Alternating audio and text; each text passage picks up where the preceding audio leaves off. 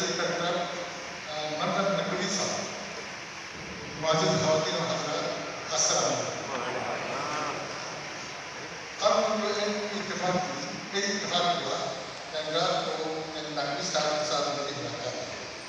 دوسرا کہ میں نے کچھ کرا ڈر رہا تھا وہ باہر دنوں میں یاد دلایا اسی لیے آپ لوگ کے سامنے میں موجود ہوں. اور آج اس موقع پہ یعنی آزادی صحافت کے موضوع پہ میں کچھ بات کرنا چاہتا ہوں. اور مبشر میر صاحب نے مجھ سے یہ کہا تھا تھوڑا سا جاپان اور پاکستان کے درمیان جو صحافت ہے اسی میں تقابلہ ہے. تو دراصل ہمارے ملک میں دوسرے جنگ عظیم سے پہلے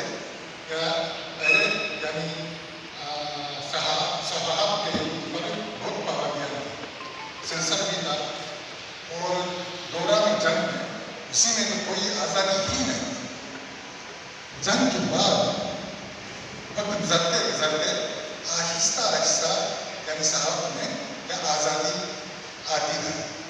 یعنی مطلب یہ ہے آزادی صحافت کو حاصل کرنے کے لیے صحافیوں کی جدوجہد چاہیے اور وقت بھی چاہیے ورنہ یہ نہیں ہوتا. اور اس کے علاوہ میں یہ پاکستان کے سلسلے میں کچھ بات کرنا چاہتا ہوں. سب سے پہلے میں ادھر آیا تھا، پاکستان آیا تھا یعنی 85 میں آیا. تو اس کے ایک سال کے بعد بینظیر صاحبہ یعنی باہر سے واپس آئے.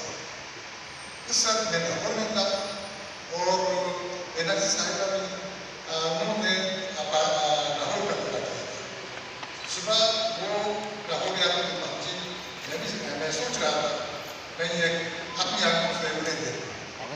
تو میں نے تقریباً دوپہر کو انتظار کرتا رہا یعنی مانگوں کے اوپر وائرس کے اسی کے اوپر سے چھت کے اوپر سے دیکھتا رہا اور وقت گزرتا رہا نہیں آ رہی تھی. بہت بڑا جلسہ تھا، جلوس تھا، پھر بھی یعنی بہت سے لوگ تھے ہماری جو بینظیر صاحب میں نہیں آ رہی تھی.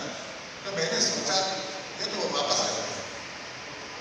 رات کو 2 بجے خبرنامہ ہے اس نے بھی دیکھا. تو وہ اس طرح سوچ کے واپس چلا گیا. تو جب کہ 9 بج گئے ٹیلی ویژن دیکھا 30 منٹ کا پروگرام ہے. میں 1 منٹ بھی سیکنڈ بھی اس کی خبر نہیں. یعنی اس طرح کے حالات تھے یعنی آزادی صحافت کے سلسلے میں. بات یہ کہ بینظیر صاحبہ کی حکومت آ گئی اور اس کے بعد نواز شریف صاحب کی حکومت بار آ گئی. بینظیر صاحبہ کی حکومت 2 بار آ گئی اور نواز شریف صاحب کی حکومت 3 بار آ گئی. تو اس دوران یعنی آزادی صحافت ہے یہ بھی آہستہ مضبوط ہوتی رہی. اب تو دیکھیں یعنی خاصا مضبوط ہو گئے.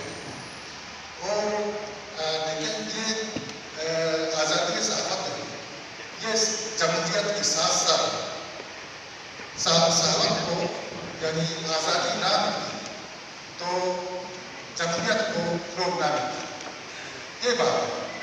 اور اب تو خاصا بڑی حد تک پاکستانی صحافت کو